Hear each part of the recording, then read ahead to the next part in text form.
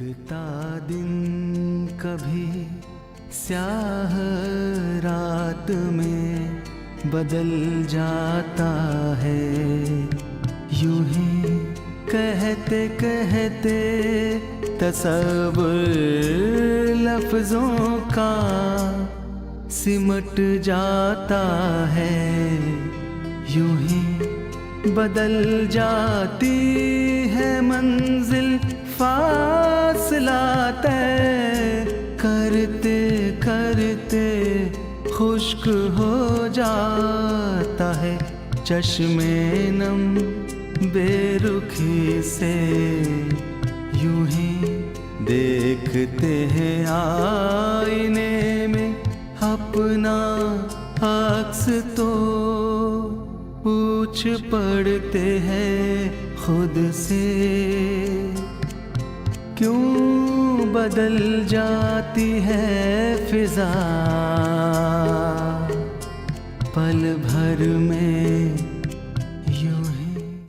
क्यों मेरे ख्वाबों को पूरा करने के लिए आप इतनी बड़ी कुर्बानी दे रही हैं?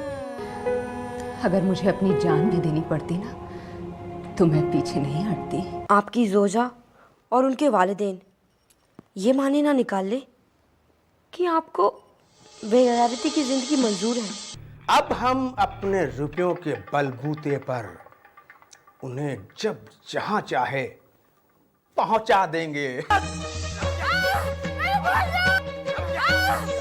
अरे तुम्हारी इन्हीं नाजेबा हरकतों की वजह से अब्बाजान को आज इस अस्पताल का मुंह देखना पड़ा।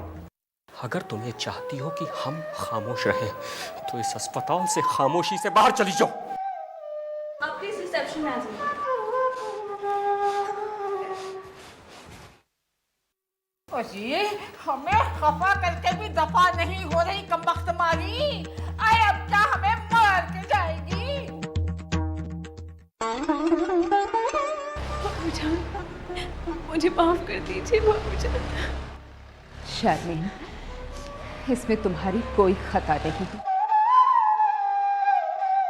इस मुसीबत के वक्त अगर तुम ही हिम्मत हार जाओगी तो तुम्हारी फूफी जान और तुम्हारे भाईजान को कौन संभालेगा? जानती हो शर्मी, हमारे घर में अब्बू जान को तुम पर फक्र क्यों है? क्योंकि तुम हमारे घर की सबसे समझदार लड़की हो। ये मुसीबत का वक्त हिम्मत हारने का नहीं है, हमें हौसले से काम लेना होगा शर्मी।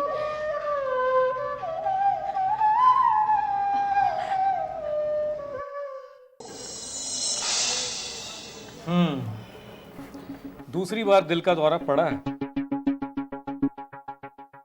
और इन्हें तो डायबिटीज की शिकायत भी है, शुगर लेवल भी काफी हाई है। डॉक्टर साहब ये 5 महीने पुरानी रिपोर्ट है। अब्बू रोज वॉकिंग भी करते हैं और परहेज से कंट्रोल भी किया है। दानिश, वो तो टेस्ट के बाद पता चल जाएगा। शुरुआती जांच से तो ये लगता है कि काफी सीवियर अटैक है। इस वक्त हालात बहुत नाजुक हैं। इम्पैक्ट का जायजा तो मुकम्मल टेस्ट के बाद ही पता चलेगा। पर डॉक्टर साहब अब्बू बच तो जाएंगे ना? कुछ कह नहीं सकते। अगले 24 घंटों में अगर तबीयत में कोई तब्दीली नजर नहीं आई तो मुमकिन है ऑपरेशन करना पड़े। ऑपरेशन? जी हाँ, ऑपरेशन। लेकिन पहले रिपोर्ट्स आ जाएं। डॉक्टर साहब आप बाहर बैठिए, मैं मरीज की कैफियत से आपको आगाह करता रहूंगा। जी। चुप कर जाओ शर्मीन, तुम अगर हिम्मत हारोगी तो हमें हौसला कौन देगा? दानिश, डॉक्टर साहब ने क्या कहा? अब्बू ठीक तो है ना? हाँ बेटा, भाईजान की तबीयत कैसी है? अभी अब्बू अब खतरे से बाहर हैं। डॉक्टर ने कहा वो जल्द ही तंदुरुस्त हो जाएंगे। मुझे अब्बू से मिलना है अभी। नहीं, अभी मुआयना चल रहा है। मुआयना मुकम्मल होने के बाद वो आगाह करेंगे। भाईजान कहाँ हैं? वो रिसेप्शन तक गए हैं। मिर्जा अमजद बेग। जी जनाब, ये आपके लिए।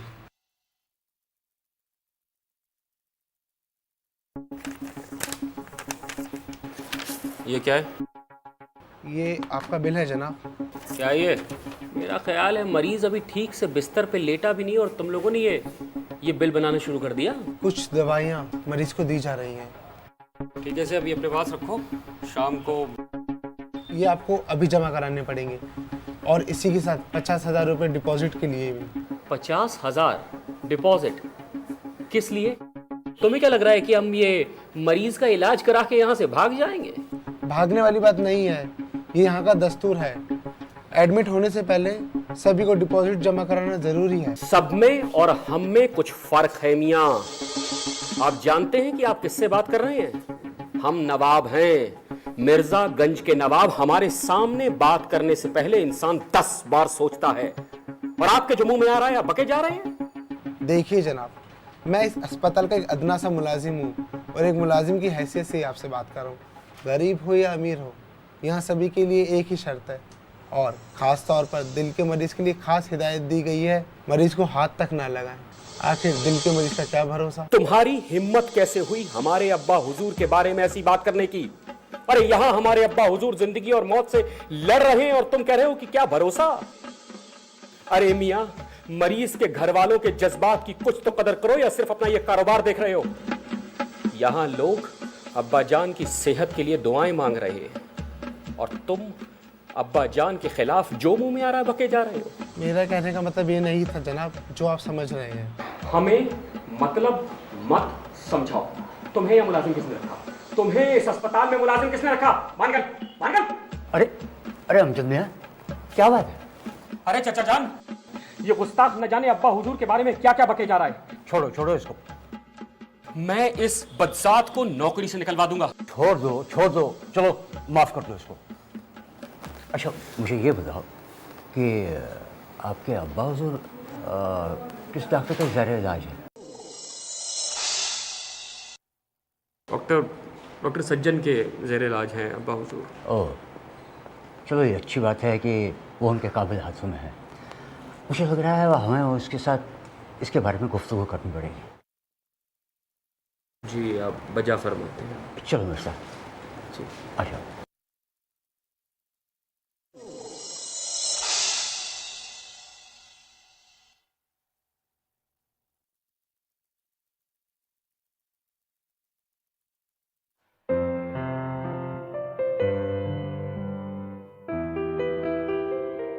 बिल्किस बेगम, आप रोइए मत। देखिए, रोने से नवाब साहब की सेहत ठीक नहीं होगी, बल्कि आपकी सेहत बिगड़ जाएगी। जब वो ठीक होकर घर वापस आएंगे तो क्या कहेंगे?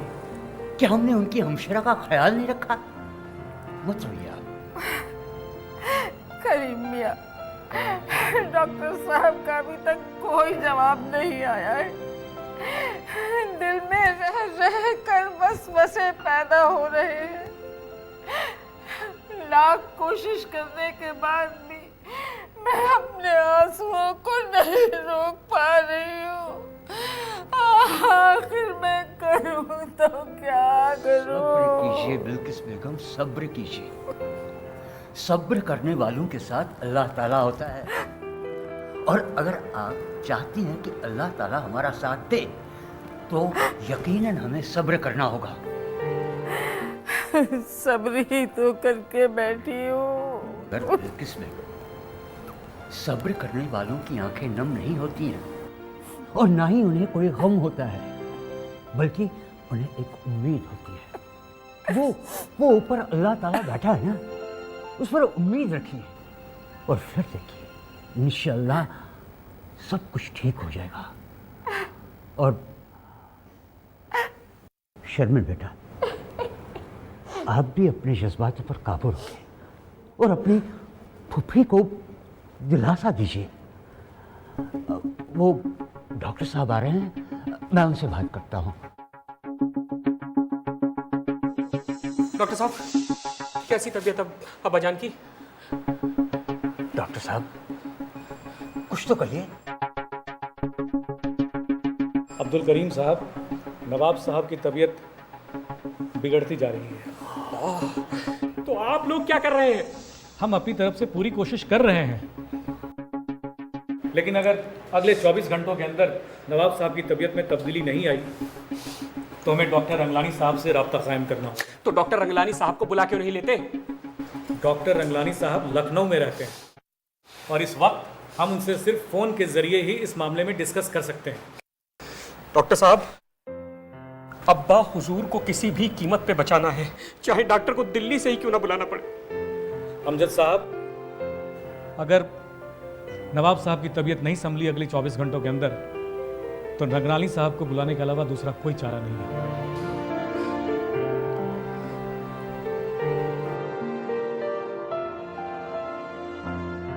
अमजद बेटा, अपने जज्बातों को काबू में रखो। देखो, बड़ा बेटा वली अहद होता है। अगर आप ही टूट जाएंगे तो फिर इस खानदान को कौन संभालेगा? हौसला रखो। चचा जान, कैसे हौसला रखें? सब्र करने के लिए भी उम्मीद की जरूरत होती है, पर जब इलाज करने वाला ही नाउम्मीद हो जाए तो सब्र करने वाले किस उम्मीद पे जिंदा रहे? देखो, डॉक्टर साहब ने कहा है कि 24 घंटों के अंदर अगर आपके अब्बू जान को कोई फर्क महसूस नहीं हुआ तो डॉक्टर रंगलानी को बुलाएंगे।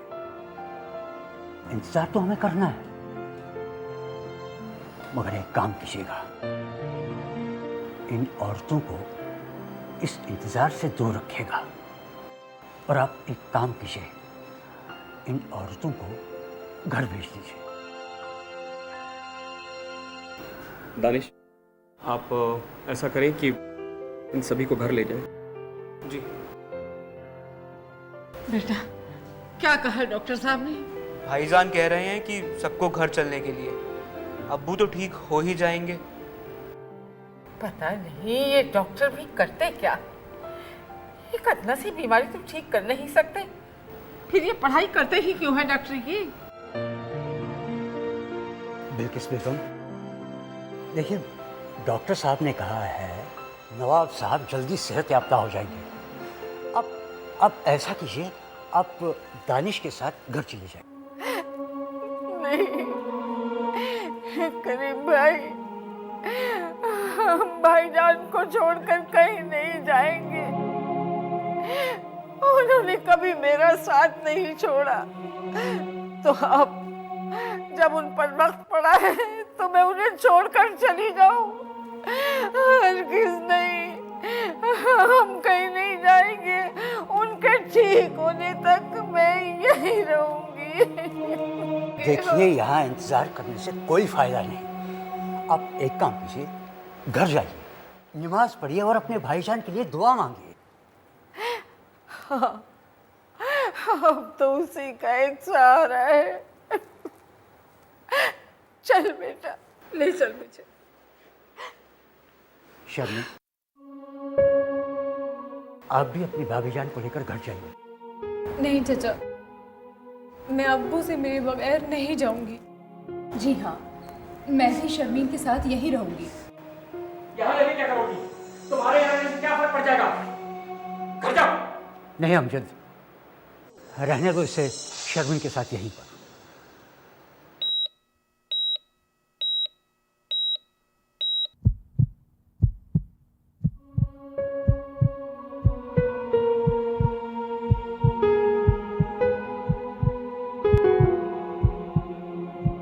शर्मीन, चुप हो जाओ। ऐसे दिल छोटा नहीं करते। देखो, तुम ऐसे रोओगी ना तो तुम्हारी तबीयत खराब हो जाएगी। लो, पानी पियो। अरे, पानी तो खत्म हो गया। मैं भी तुम्हारे लिए पानी लेकर आती हूँ।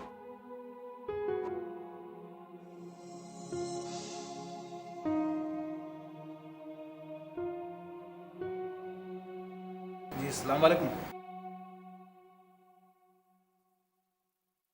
जी, इसे कहते हैं कि दिल को दिल से राह होती है। वो मुकाम जहाँ लोग ना आने की दुआ करते हैं, इत्तेफाक से हम ऐसे ही मुकाम पर मिल रहे हैं। भाई, मैं तो मान गया, बुजुर्गों की दुआ में बहुत असर होता है। नानी जान ने थोड़ी देर पहले ही मुझसे कहा था कि जा अस्पताल से जाके मेरे लिए दवा ले आ, बदले में तुझे दुआ दूंगी। आज तुझे एक खूबसूरत हसीना मिलेगी। दवा लेकर जा ही रहा था कि दुआ कबूल भी हो गई। शर्मिन, आप ठीक तो हैं? सब खैरियत? मेरे अब्बू एडमिट है यहाँ। क्या हुआ? उन्हें दिल का दौरा पड़ा है। आप उनको दिल का पहला दौरा पड़ा है या दूसरा? दूसरा। अरे तो आप रो क्यों रही हैं? मेरी नानी जान को तो दिल के 3-3 दौरे पड़ चुके हैं, 3-3। वो भी इसी हॉस्पिटल में एडमिट थी। पता है क्या हुआ? तीसरे दौरे के बाद 48 घंटे के अंदर वो नर्स से लड़ती हुई बाहर आई। पता है क्यों? क्यों? वो हुआ यूं कि जब नानी जान ठीक हो गई तो नर्स ने उनसे आके बख्शीश मांगी। तो नानी जान ने कहा, अरे कुछ तो शर्म कर लो हॉस्पिटल वालों, इसी एक ही बीमारी के लिए मैं तीसरी बार एडमिट हो रही हूँ और तुम लोग जो मुझे डिस्काउंट देने के बजाय मुझसे बख्शीश मांग रहे हो। चौथा दौरा पड़ने दो, चौथे दौरे में तुम्हारे पास आऊँगी नहीं, सीधे अल्लाह ताला के पास चली जाऊँगी, फिर वहीं पर आना बख्शीश लेने के लिए। सुधर जाओ, अभी भी वक्त है। आजकल दिल का दौरा पड़ना तो ऐसा हो गया है जैसे किसी पे दिल आना हो गया हो। जी मेरा मतलब है कि आजकल मेडिकल साइंस बहुत तरक्की कर चुकी है, तो आप बेफिक्र रहें, आपके अब्बू बिल्कुल ठीक हो जाएंगे। और आप प्लीज़ ये आंसू मत बहाइए। फरहान, डॉक्टर साहब ने अभी तक कुछ नहीं बताया अब्बू की हालत के बारे में। शर्मिन, डॉक्टर साहब अपना ट्रीटमेंट कर रहे हैं। आप प्लीज़ रोइए मत। आप लीजिए, अपने आंसू पोंछ लीजिए। पता है हमारी ज़िंदगी में इतनी सारी परेशानियाँ, इतनी दिक्कतें क्यों आती हैं?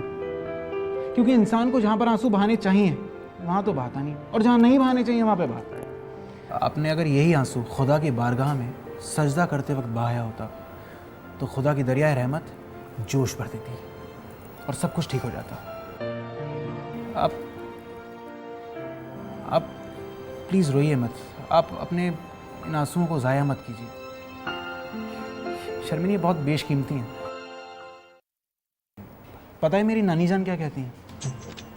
वो कहती हैं कि बीमारी इंसान के गुनाहों को पाक कर देती है। एक बार क्या हुआ, हमारी कॉलोनी में जहाँ पर हम रहते हैं वहाँ पर एक झोला छाप डॉक्टर है। झोला छाप समझते हैं? तो नानी जान एक बार झोला छाप डॉक्टर की छोटी सी डिस्पेंसरी है, उसमें जाकर एडमिट हो गई। तो डॉक्टर साहब ने उनका पूरा चेकअप किया, पूरा मुआयना किया। चेकअप के बाद डॉक्टर साहब ने कहा कि मोहतरमा, आप तो बिल्कुल ठीक हैं, आपको तो कोई भी बीमारी नहीं है, तो आप खामखा क्यों चेकअप कराने आ गई और एडमिट हो गई? तो नानी जान ने पता है क्या कहा? उन्होंने कहा कि मुझे मालूम है कि मुझे कोई बीमारी नहीं है, मैं तो यहाँ पर इसलिए आई हूँ कि आपकी 2-4 दवाइयाँ खा के बीमार पड़ जाऊँ, 3-4 बीमारियाँ मुझे जकड़ दें।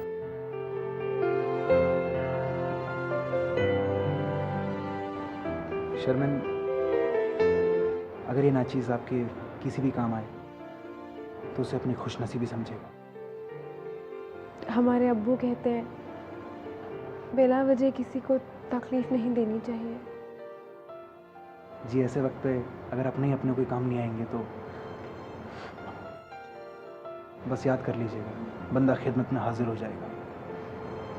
शुक्रिया फरहान। अच्छा, आप अपना ख्याल रखिए, मैं चलता हूँ। खुदा हाफ़िज़। अमजद साहब, वक्त बहुत कम है, अगर आप इजाज़त दें तो मैं डॉक्टर रंगलानी को बुला लेता हूँ और कल सुबह सुबह ही ऑपरेशन की शुरुआत कर दी जाएगी। जी बिल्कुल, आप डॉक्टर रंगलानी को फौरी तौर पर यहाँ बुलवाइए। मुझे ये बताना इसलिए ज़रूरी था क्योंकि कल को आप ये ना कहें कि हॉस्पिटल के जिम्मेदारान ने ज़बरदस्ती बिल बना दिया या कोताही से काम लिया। दरअसल हम जिस डॉक्टर की बात कर रहे हैं वो हिंदुस्तान के बहुत जाने माने हार्ट सर्जन हैं। जी, बहुत शिफा है उनके हाथों में।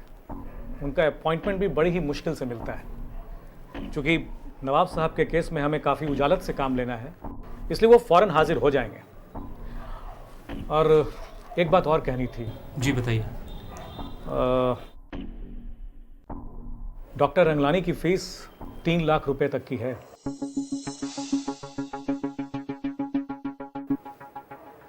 और अब कुछ डॉक्टर्स काफ़ी, वो कहते हैं ना, प्रोफेशनल होते हैं।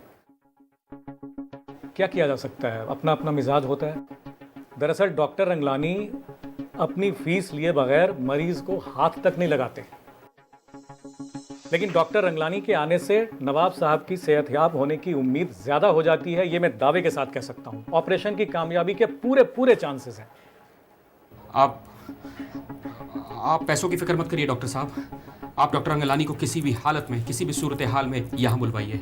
अगर आप इजाज़त दें तो मैं डॉक्टर रंगलानी को बुला लेता हूँ और डॉक्टर रंगलानी की फीस आपको कल सुबह 9 बजे से पहले जमा करवानी होगी। बाकी इस हॉस्पिटल के जो अखराजात हैं उनकी फिक्र आप ना करें, वो आप बाद में भी अदा कर देंगे तो हमें कोई हर्ज नहीं। बड़ी मेहरबानी डॉक्टर साहब। मैं नवाब साहब को जानता हूँ, अच्छी तरह जानता हूँ। किसी का हक नहीं मारा, उम्मीद से दुगुना ही दिया है।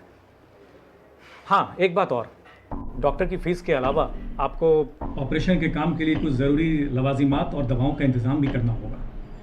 ये अभी ना इस हॉस्पिटल में है और ना इस इलाके में। तो फिर हम कहाँ से अरेंज करेंगे डॉक्टर साहब? ये आपको लखनऊ के मेडिकल लैब में मिल जाएगा। आप खुद ला सकते हैं या अगर आप कहें तो हम फिर ऑर्डर देके मंगवा सकते हैं। तो आप ऑर्डर देके इन दवाइयों को और बाकी इंतजाम करवाइए ना। देखिए अमजद साहब की रकम डिलीवरी के वक्त अदा करनी होती है। कितनी रकम लगेगी इसमें? तकरीबन 1 लाख रुपए। तो इसका मतलब कुल मिलाकर 4 लाख रुपए? नहीं, 3 लाख तो आप कल सुबह 9 बजे से पहले डॉक्टर रंगलानी को देते हैं और 1 लाख रुपए आप इन सर्जिकल सामानों के लिए आज शाम तक यहाँ पर आपको जमा करना पड़ेगा। क्योंकि कल सुबह 9 बजे से पहले ऑपरेशन शुरू करना है तो ये सारी चीज़ें अरेंज करके हमें आज ही रात को रखनी पड़ेंगी। क्यों, अरेंजमेंट हो जाएगा ना? जी डॉक्टर साहब, अरेंजमेंट इंतजामात हो जाएंगे इन पैसों के। आप दवाइयाँ मंगवाने की कार्यवाही शुरू करिए। तो अमजद साहब यकीनी तौर पर मंगवाएं हम?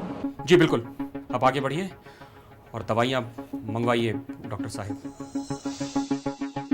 शर्मिन, मैं जानता हूँ कि रोना इंसान का फितरी अमल है। रोने से दिल हल्का हो जाता है, मगर रोना किसी मसले का हल नहीं। आपको तो ऐसे मौके पर मरीज़ के लिए अच्छे ख्यालात अपने दिल में लाने चाहिए।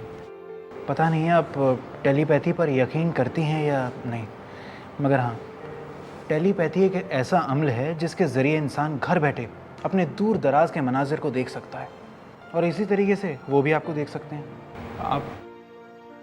आपको ऐसे मौके पर अपने अब्बू के लिए अच्छे ख्यालात अपने दिल में लाने चाहिए। आपके साथ घूम रहे हैं, आपसे कह रहे हैं कि शर्मिन मुझे बिस्तर से उठाओ, आपसे बातें कर रहे हैं, आपसे मीठा खाने की ज़िद कर रहे हैं, आपसे कह रहे हैं कि शर्मिन मुझे चलाओ। इस तरीके के ख्यालात, अच्छे ख्यालात अपने मन में लाने चाहिए। फिर देखिए आपके अब्बू कैसे ठीक हो जाते हैं। दमकता दिन कभी स्याह रात में बदल जाता है, यूं ही कहते कहते तसव्वुर लफ्जों का सिमट जाता है, यूं ही बदल जाती है मंजिल, फासला तय करते करते खुश्क हो जाता है चश्मे नम बेरुखी।